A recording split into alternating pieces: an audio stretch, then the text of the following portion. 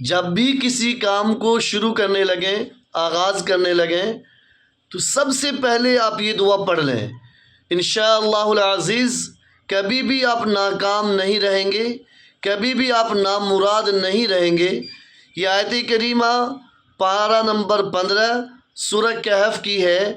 دعا یہ ہے، ربنا آتنا من لدنک رحمتا وہیئ لنا من امرنا رشدا۔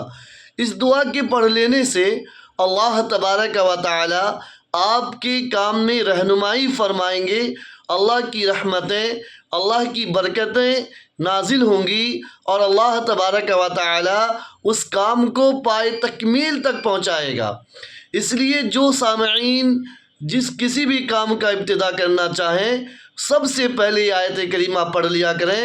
اللہ آپ کی مدد فرمائے گا، اللہ آپ کی نصرت فرمائے گا، اللہ آپ کی حفاظت فرمائے گا، آپ کے کاروبار کی حفاظت فرمائے گا۔ اس لیے اللہ پر توقع کر کے، اللہ پر بھروسہ کر کے یہ دعا پڑھ کر آپ اپنے کام کو شروع کریں۔